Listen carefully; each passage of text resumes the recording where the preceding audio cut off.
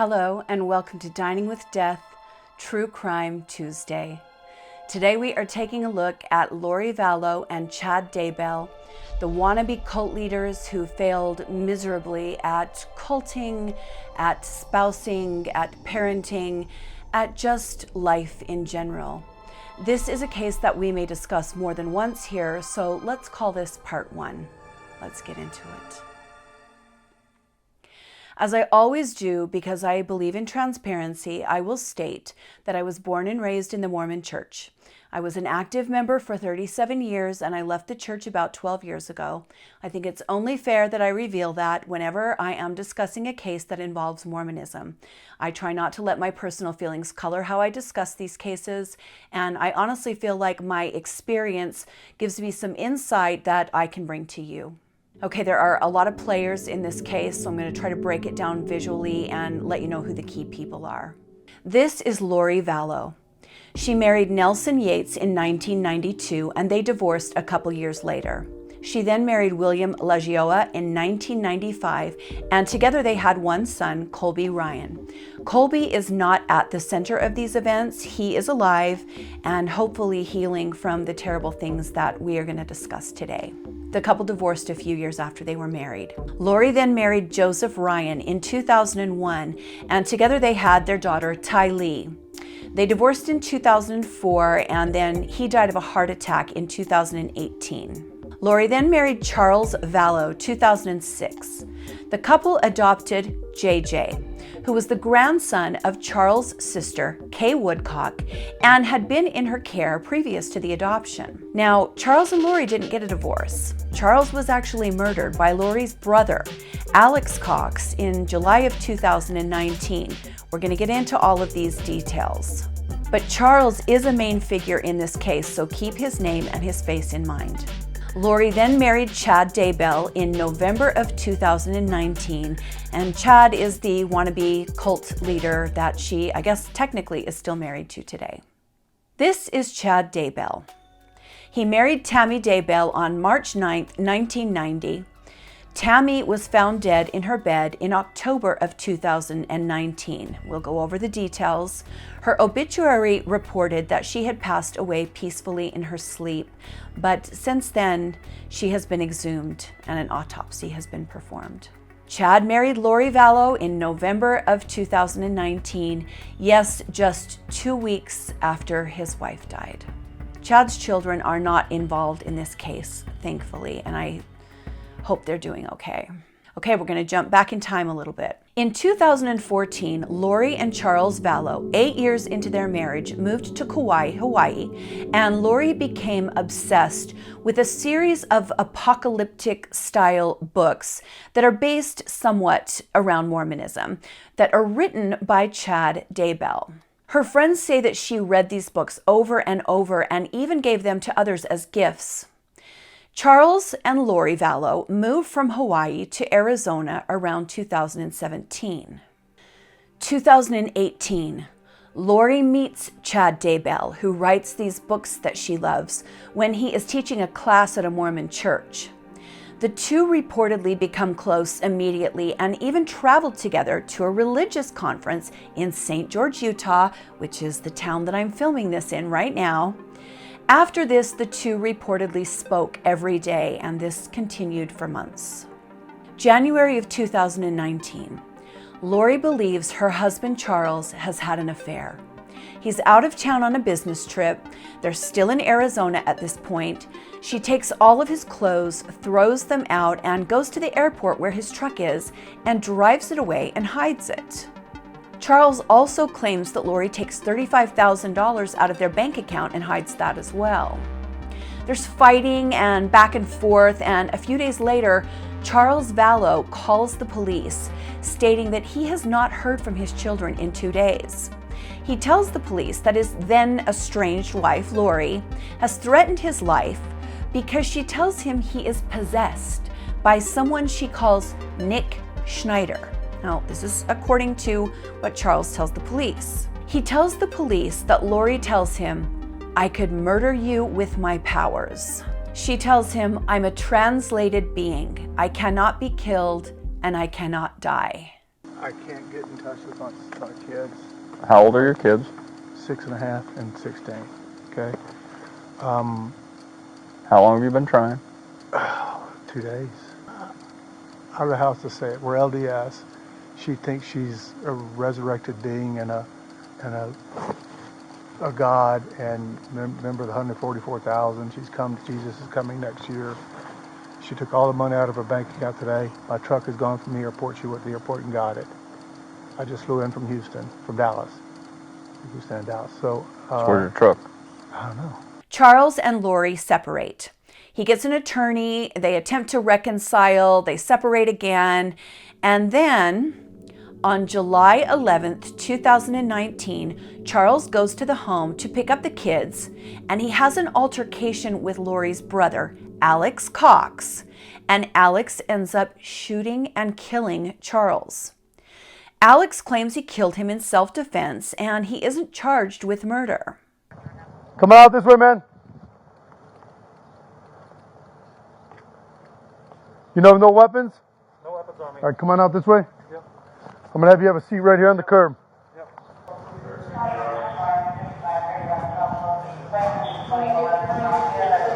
We know his name. We didn't have any of that as of right now. This happened right here, fellas? I believe so. The firearm's in the other room here. What's up? I can't. What you said? We just did a sweep for nobody else before. Yeah, I just did. Fire over there. Yep. I'm gonna go see if we can get this. You want to stay in here? I'll see if I get this guy's I info. wanted to make sure nobody else was present. 1, 2, 3, 4 shots, something like that. Seat secure. We got the gentleman out. You have some ID on you, sir? Yeah. What happened today? How did it get to this? I don't know, he was enraged. What's going on? What happened? Oh. He was talking with my sister earlier. No, what happened today, though? Like, just in the last 20 Just- minutes. He came at me with a bat.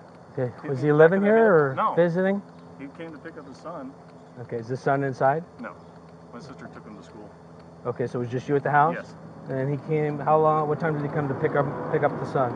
I don't know, 20 minutes ago maybe? Does your husband live here or no? No, it is in Houston. Gotcha, okay, you guys We're got it. separated. Gotcha, okay. Let me just get do you have a driver's license with you I can just grab? Gotcha. How long have you guys lived here? I'm sorry? How long have you lived here? Like 3 weeks. Oh, geez. Yeah, okay. That's why the neighbors don't know us. Gotcha. Like, hi neighbor, sorry. Are you working at all? No.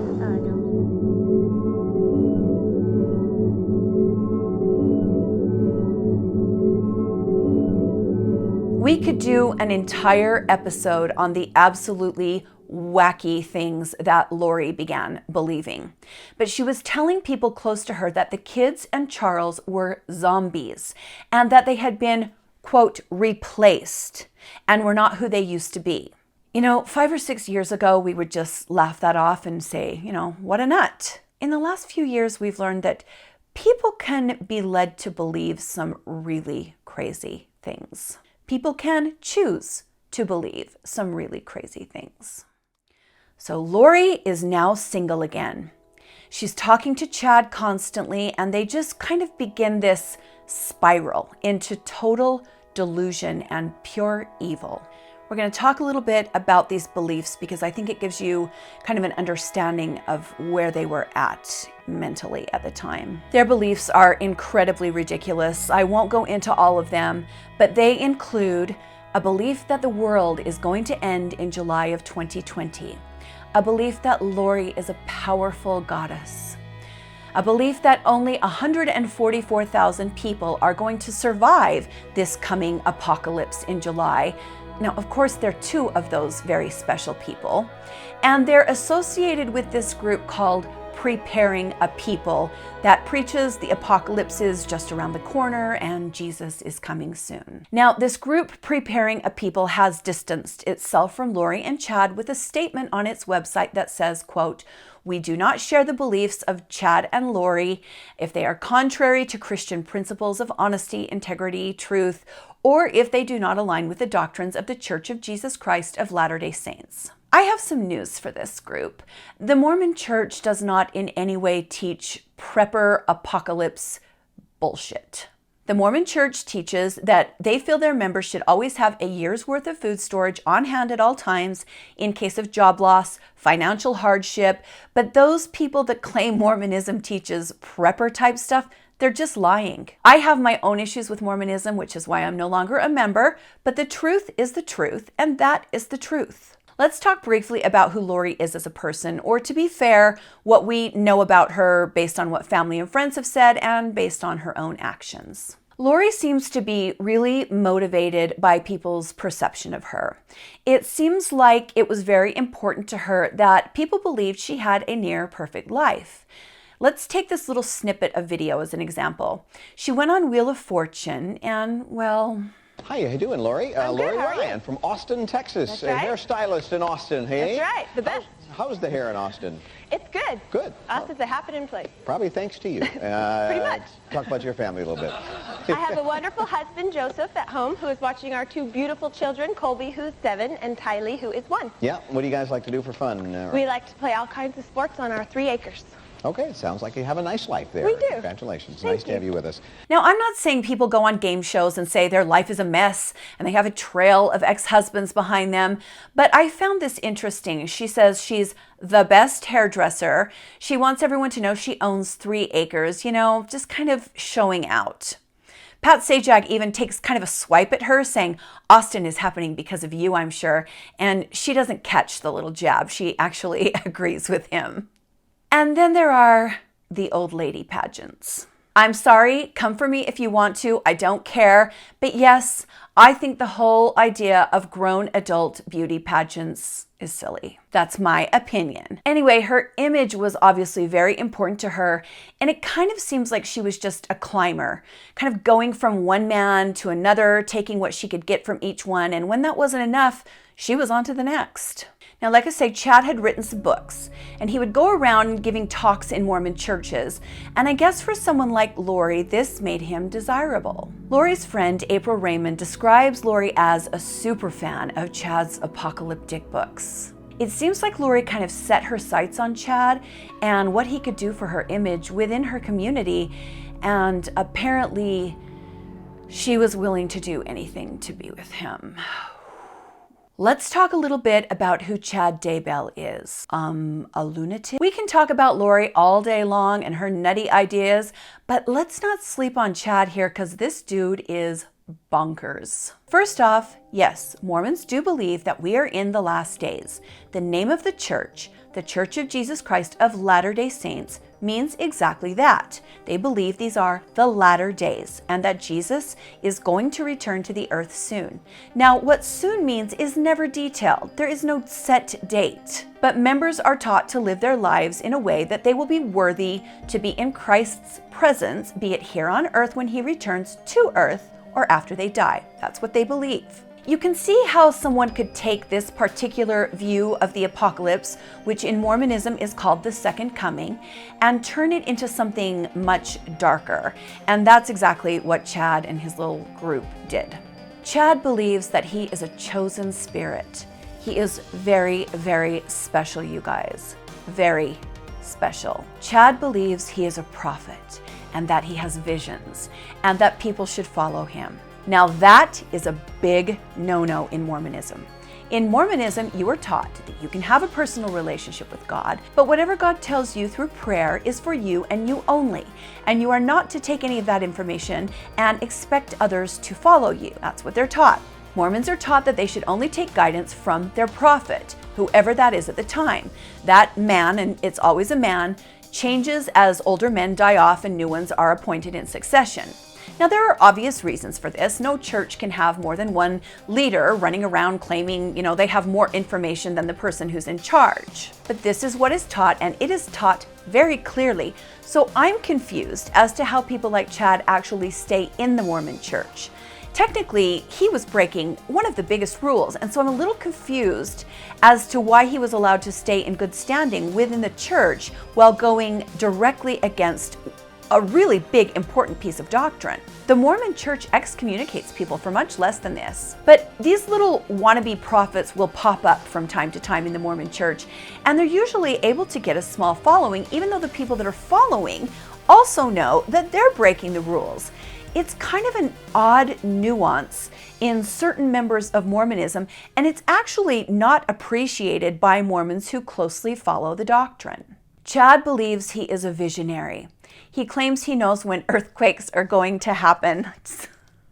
Sorry, give me a sec. And where the earthquakes are going to happen. He talks about his past lives, reincarnation, and how he fights demons. Now we're into big no-no territory in Mormonism. There is no reincarnation, there is no demon possession, none of that is taught in Mormonism. He talks about how he can spot evil spirits and what he calls zombies. And now we are completely off the rails. This stuff is not in any way part of Mormonism. But he's got his little group of followers, and Lori was one of them. This guy had followers. Dedicated ones. That's a very brief look into these two folks, and wow, it's enough, right? That's enough of a look, right? September of 2019. Lori's fourth husband is dead, murdered by her brother. Lori and her brother Alex and the two kids, Tylee and JJ, pick up and quickly move from Arizona to Rexburg, Idaho. Oh, why, you ask? Who lives in Idaho? Chad. Lori and Chad are in touch constantly. Who knows how often they were meeting or getting together, whatever they were doing. After the move, Lori and her brother Alex take Tylee and JJ to Yellowstone. On September 8th, 2019, photos are taken there of the kids with Alex and Lori. It is the last time anyone has proof that Tylee is alive. Tylee, this beautiful 17-year-old girl, is just gone. She is never heard from or seen again. JJ is seen once after this trip to Yellowstone at Lori's home by her friends on September 22nd. The morning of September 23rd, the friends report that JJ has vanished. After that, he is never seen again. The next important event occurs on October 9th, 2019. Tammy Daybell, Chad's wife, has a terrifying encounter. She posts on her Facebook, "A guy with a ski mask was suddenly standing by the back of my car with a paintball gun. He shot at me several times, although I don't think it was loaded. I yelled for Chad, and the masked man ran off around the back of my house." She wrote, "I have no idea what his motive was, and we never spoke, even after I asked him several times what he thought he was doing." I personally think this man was Alex. Now, we may find out different. Let me know in the comments if you have an idea as to who this person was. October 19th, 2019. After this bizarre event, Chad's wife is found dead in bed. Tammy ran marathons. She was only 49 years old. So that's an automatic autopsy, right? Especially considering someone threatened her 10 days ago, right? Apparently no, which is just baffling. No autopsy. She is buried, and Chad gets $430,000 in life insurance payout. Charles Vallow, now deceased, his sister, Kay Woodcock, the grandmother of JJ, starts investigating. She wants to know where her grandson is and where Lori has run off to with the kids.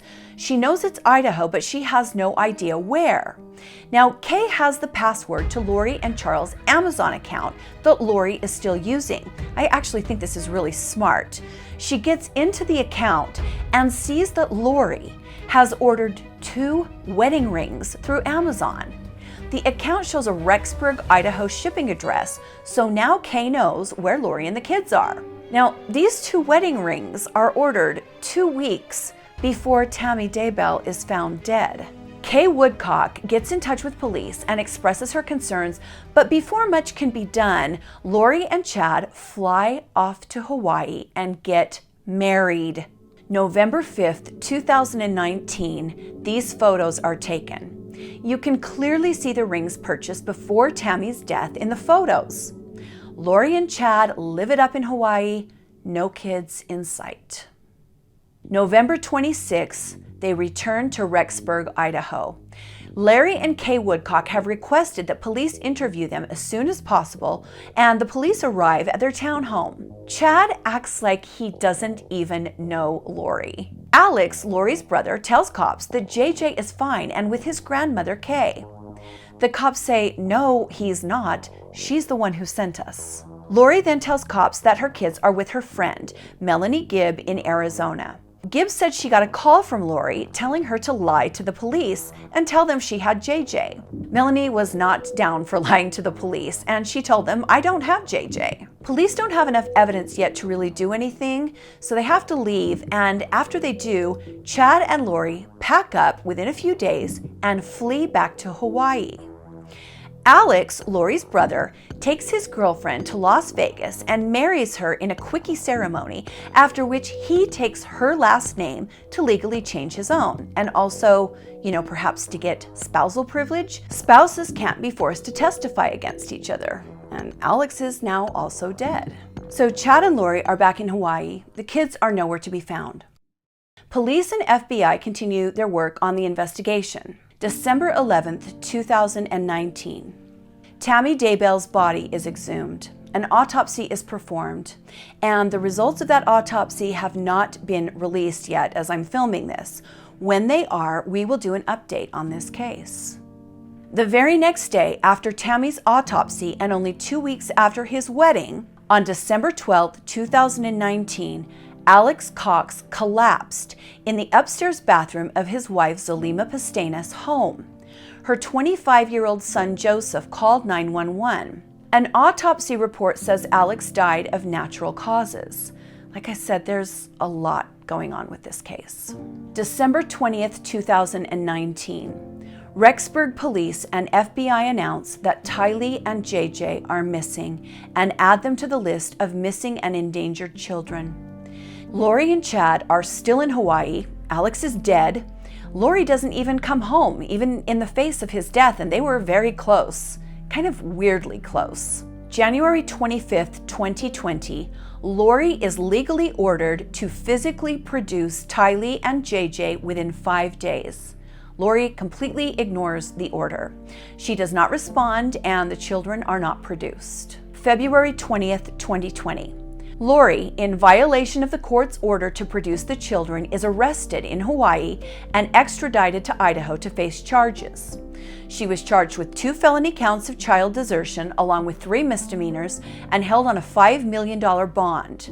She pleaded not guilty, and the 2 felony charges were later dropped, but she has been in custody ever since.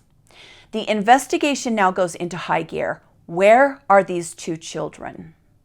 News stories are airing almost daily across the country. East Idaho News reporter Nate Eaton was all over this case. He is the man who tracked Lori and Chad down in Hawaii before she was arrested and caught them outside demanding to know where the kids were. I will put some links to his work in the description of this video so you can watch some of his interviews and some of his work if you want to. They give a lot of additional information. During the investigation after Lori's arrest, police get a hold of her brother Alex's phone. They use it to trace Alex Cox's location over the last few months. After Tylee and JJ were last seen in the September 8, 2019 photo with Alex Cox taken at Yellowstone, investigators placed Alex Cox's phone at Lori Vallow's Rexburg, Idaho apartment in the early morning hours of the next day, September 9th. At 9:30 a.m., Alex Cox's phone placed him at Chad Daybell's property. Just after Alex Cox left the property, Chad Daybell sent a text message to his then-wife Tammy, who remember was still alive at the time, saying he had shot a raccoon and buried it in the family pet cemetery. 2 weeks after this event, on September 22nd, JJ was last seen in the evening by the overnight guests in Lori Vallow's home. And then, like I said, that next morning, he's nowhere to be found, and he's never seen again. So to review, Tylee's last seen on September 8th at Yellowstone. JJ is last seen in Lori's home on September 22nd. On both of those dates, Alex Cox's phone placed him at Chad Daybell's property for quite some time. In both of those instances, Alex is outside of Chad's home in Idaho, feet from the house in the backyard. Police believe they now know where the children are.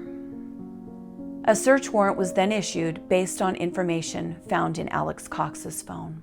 Early in the morning of June 9th, a team of FBI investigators and local authorities arrived at Chad Daybell's property in Salem, Idaho. They go to the location in Chad's yard where Alex Cox had been for some time on both those dates when the children were last seen.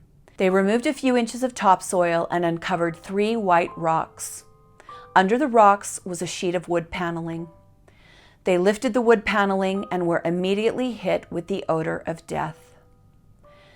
There lay a small body, tightly wrapped in black plastic and covered in duct tape. They had found J.J. Vallow. They continued to search the property and soon found a charred section of ground. On it was a green bucket with human flesh burnt to the inside of the bucket. Under the bucket lay a piece of human skull. They had found the remains of Tylee Ryan. Chad Daybell had been watching the search from his driveway. Sometime into the search, he moved into his car. As the remains were uncovered, he drove away. Police, of course, immediately followed him and arrested him. What a weasel. You're caught, dude. Like, stand there and take it like a man. You know, where do you think you're going? This detail, I don't know why, it just shows the absolute weak, cowardly nature of this man. This case makes me angry. It makes me feel sick.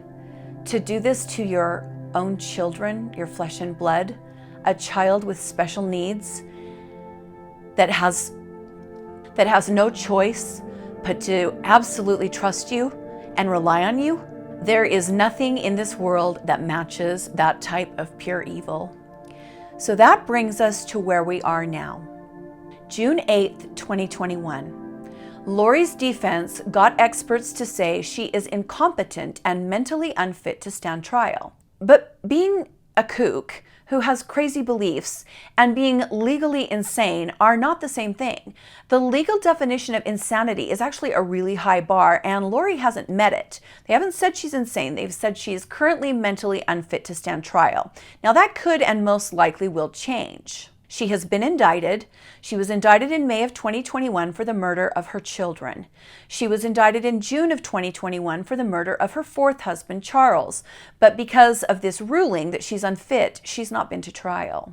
Chad was indicted on the murders of the children and on the murder of his wife, Tammy, as well, and has pleaded not guilty to all of those charges. Good luck with that, Chad. You're going to need it. He is scheduled to go to trial in November 2021, and so we will have to wait and see what happens there. But you know, it would be nice if Chad would finally grow a pair and save everyone who loved these people the trauma of a trial. Let's not hold our collective breath on this guy doing anything decent anytime soon. July of 2021. A glut of new information was released. Over 2,500 pages of information, mostly emails, was released. There is also an audio recording on Lori's phone entitled Lori's Testimony, in which she records just that, her testimony, something religious people give as proof of their faith, in which she says, quote, "Everything I do is because my Heavenly Father tells me to." Lady, I can't. There is also a last photo of JJ on Lori's phone, taken the last day he is seen alive, wearing the red pajamas he was found buried in. Again, we will update this case as it develops. This episode is as long as we like to make them for this format on our channel, but we will be going into more detail on not only this new information, but what happens to Chad at trial. We will also be watching Lori's trial when that happens. Thank you for joining me today on Dining with Death, True Crime Tuesday. Please like and subscribe if you would like to see more. Stay safe and be kind to each other. And I'll see you next time on Dining with Death. Bye.